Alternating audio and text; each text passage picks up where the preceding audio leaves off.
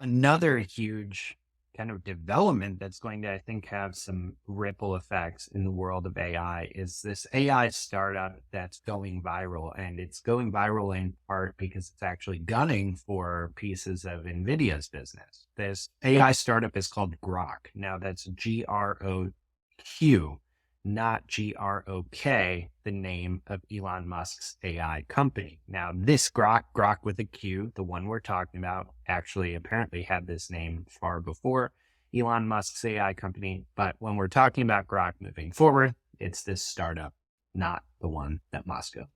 So Groq with a Q is an AI tool that serves responses to chat queries insanely fast. And it does that thanks to customized chips and a really novel software design. So it started going viral recently after users compared its speed in benchmark tests, and Groq just like crushed OpenAI's ChatGPT. And some estimates say it's even up to 13 times faster than ChatGPT. It's pretty insane. And what's notable about this is that the system is built with these custom made AI chips called language processing units, LPUs. And these basically allow the company's tool, its chat interface, to serve results from popular language models like Mistral and Llama almost instantaneously. So Groq describes LPUs as, quote, a new type of end-to-end processing unit system that provides the fastest inference for computationally intensive applications with a sequential component to them, such as AI large applications, LLMs. Now, this is a big deal because if we're able to serve up answers almost instantaneously from LLM based tools, this opens up tons of new use cases in AI for business. And it also just makes all sorts of use cases that previously were too slow to reach commercial production very commercially possible. Grok's system could also threaten NVIDIA's business if companies start demanding LPUs instead of GPUs, thanks to all these speed gains. Groq also claims it can deliver performance for way cheaper than NVIDIA. Now, while this is Grok's kind of moment in the spotlight, this company has been around since like 2016. Its founder and CEO, Jonathan Ross, he helped invent the tensor processing unit, the TPU at Google, which is that company's custom AI chip. So this is definitely a company and a technology and an approach to serving up LLM results that is definitely worth watching. So Paul, I wanted to kind of get your opinion on what's going on with Groq. Like, have they really cracked the code here on some better way to run AI applications? Yeah, we'll talk about Matt Schumer in a little bit and his AI agent work. But Matt Schumer, our friend at Hyper, is actually the guy who set this all off. So he tweeted on February 18th. Let's see, he said, "Wild tech you have to try." And then he put the groq.com. They're serving Mixtral, which is open source model, at nearly 500 tokens per second. Answers are pretty much instantaneous, opens up new use cases, and completely changes the UX possibilities of existing ones.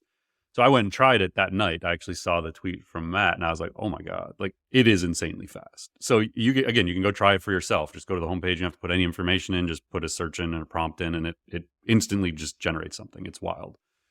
So I think the main thing here is you have to remember like why NVIDIA built GPUs. It wasn't originally for AI training and inference. They built GPUs for video games, graphics processing units. Like so that was like the whole model. So these GPUs, while they learned around 2011 that they were very, very powerful at training models, that wasn't what they were originally for. So there's some complexity in the engineering. There's some complexity in how they do what they do that these LPUs just sort of cut out because now they're basically just building something specific for. And it's funny to talk about Groq as a startup. The company's 7 years old, like 8 years old. They were started in 2016. So, but it sort of like emerged last week. I'd never heard of it. And we pay pretty close attention to this space. It wasn't a company I was aware of.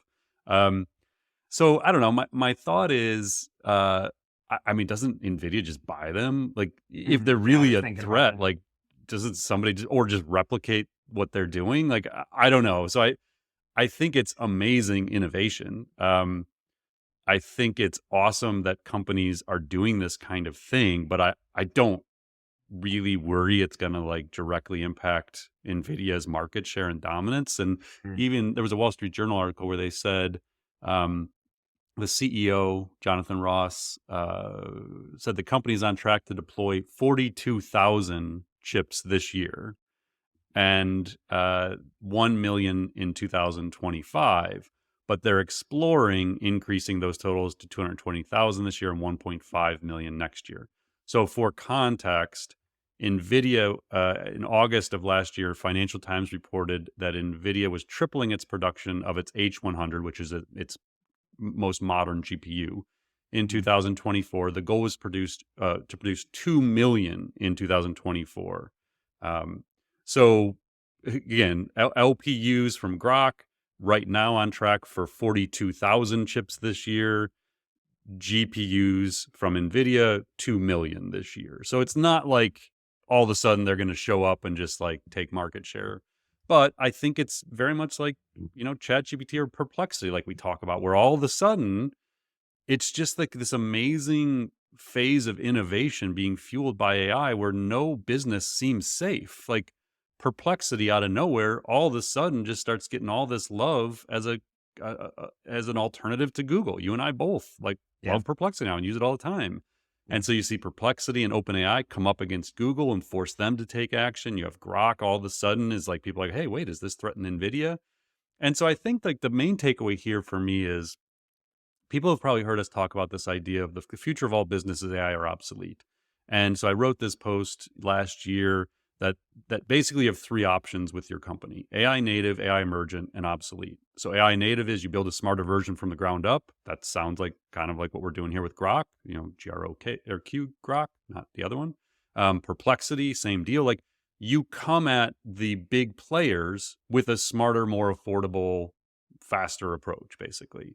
And so that's the AI native model. The AI emergent is you got to figure out how to be innovative again and how to push product to market like Google's having to do now. Like they're being pushed hard to function in a way they're not comfortable with. So this is the innovator's dilemma, Clayton Christensen. Like it's really hard when you're a big established enterprise to move fast and break things and be willing to put products out that have maybe higher risk than or liabilities than you're used to doing. So I think that the main takeaway for me is every business in every industry faces the opportunity to disrupt and has the risk of being disrupted. And you pretty much have to live that way moving forward. I don't care what company you're in and what industry it is. You have to assume someone is going to build a smarter version of your company. Mm. And it's way better to be the one that does that yourself. Be the AI emergent company that figures this out and says, what's a smarter version of our business? Yeah, kind of like we were talking about in the previous topic with how VARs and agencies need to start planning. You almost have to assume, okay, even if Grok is not making all these chips tomorrow, or if NVIDIA is not buying them tomorrow, this technology exists. So you almost have to like plan, what does that actually mean when several years from now it's everywhere, right? Same Yeah. as AI agents. And you really have to challenge yourself, it sounds like, to think using a blank piece of paper instead of your preconceived notion. Yeah, and I know you've read the Elon Musk biography with Walter Yeah. Isaacson. I'm almost done with it now, and regardless of what you think about Elon, one, that book makes it very clear why he does what he does. Like Mhm. his tweets and everything else makes way more sense once you read that book. But to all of the challenges of Elon and his personality and the way he approaches things, he is like the prototype of first principles thinking. Like everything he does, you're never going to see an Elon run company face an innovator's dilemma, I don't think. Like they are at their core disrupting themselves every single day at a rate that's almost impossible to keep up with.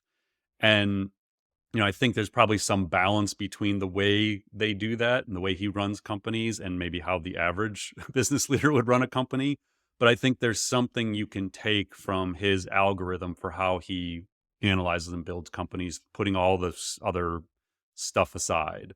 And I think that's, again, if you haven't read that book, I would suggest it because I think you'll understand what becoming an AI emergent company really means when you understand how he builds businesses. And again, I'm not endorsing the way he goes about doing it, but I think Right. there's principles of it that you can take away and apply in maybe a more human-centered way. Say.